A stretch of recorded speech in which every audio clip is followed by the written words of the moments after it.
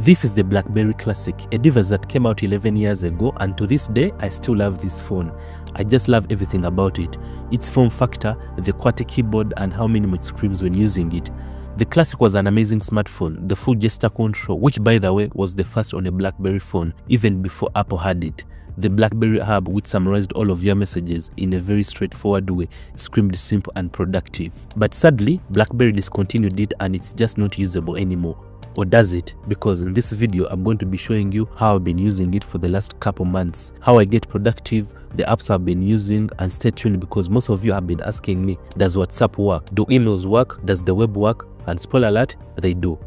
So why did I all of a sudden start using a BlackBerry phone? Well, smartphones these days have been a stale and I wanted something new.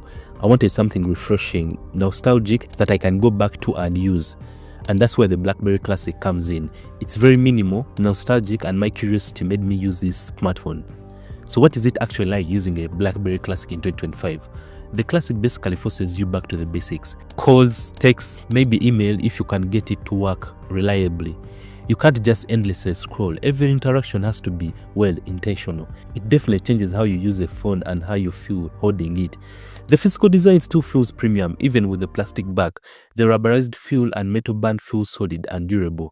It's so different from, the glass sandwiches we mostly have now. And the screen, it's okay, a small 3.5-inch LCD touchscreen protected by Gorilla Glass 3, though it's tough enough. Definitely not for watching movies or anything, but for what it does, it's fine. Serviceable. Which leads me to the keyboard. The physical backlit keyboard works great, just how you would expect from a BlackBerry phone. In 2025, it's basically the only phone with one. Typing feels fantastic. Every key is shaped with little ridges, so if you're touch typing, you'll always be aware of when your fingers shift between keys, which helps with accuracy. And the keys offer a nice satisfying click with every press, which leaves you typing confidently. The layout will be really familiar to anyone who's used the BlackBerry phone and it's nearly identical to that appeared on the BlackBerry Q10. I actually type faster on this keyboard than today's smartphones. The trackpad is super useful for moving the cursor precisely, selecting text. So here's one big question.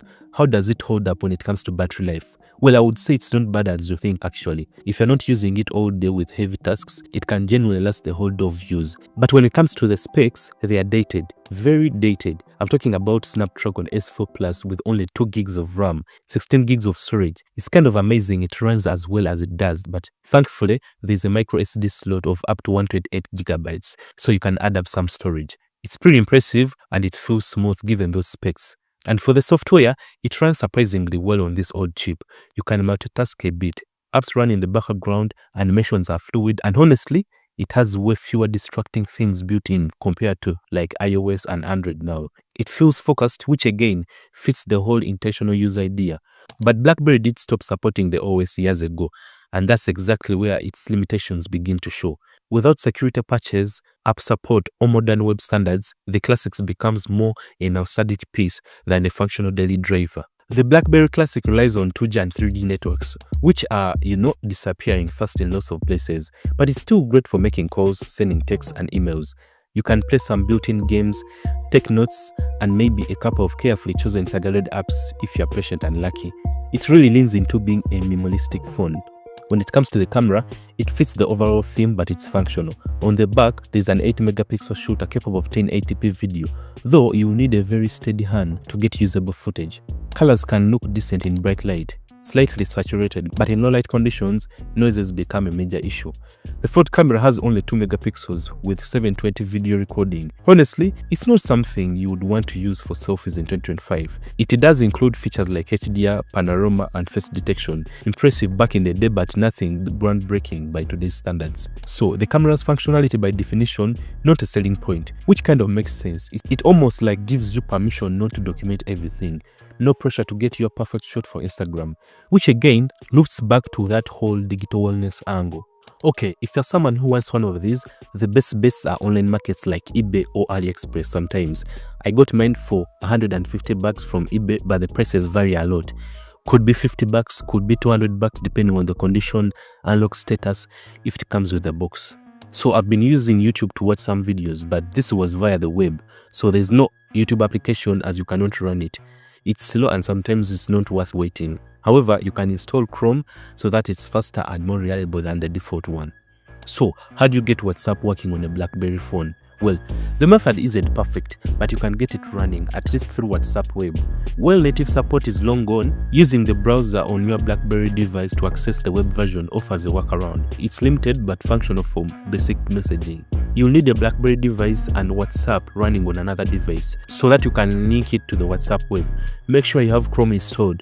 If you don't know how to sideload apps onto your BlackBerry phone, I'll leave a link in the description of this video. So what you're going to do is open Chrome and search for WhatsApp web. Then on the top right corner, tap the menu, scroll down to enable desktop site.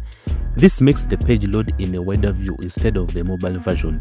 It may take a couple of minutes to fully load. Once the page loads, it will ask you to scan for the QR code to start WhatsApp web. So you're going to grab your phone, open WhatsApp and scan the QR code to link the device.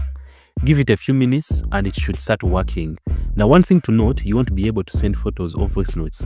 I tried it but it fails. Also the whole thing is a little bit buggy. So is it actually worth getting a BlackBerry Classic in 2025? The answer is really, well, it depends entirely on what you want it for. If you want that hit of nostalgia and a phone for calls and texts, sure, the BlackBerry Classic will help you disconnect, reduce distractions and practice digital minimalism. In a world screaming for your attention, the Classic forces you to choose when and how you engage. No endless feeds, no stable TikTok or Instagram. If you're deliberately choosing to step back, to be a bit stuck in the past, the BlackBerry Classic is maybe one of the best ways to do it. But if you're trying to run your modern digital life on it, probably a terrible idea. The BlackBerry Classic won't replace your iPhone, but it does expose what your iPhone is missing. The BlackBerry Classic is way more than just an old phone. It's become a sort of a statement, a constant choice against the tide of constant connection. So, would you try the BlackBerry Classic for a week? Comment down below what you think. I would like to hear from you. Subscribe to the channel if you haven't already. I mean, why not? Catch you in the next video.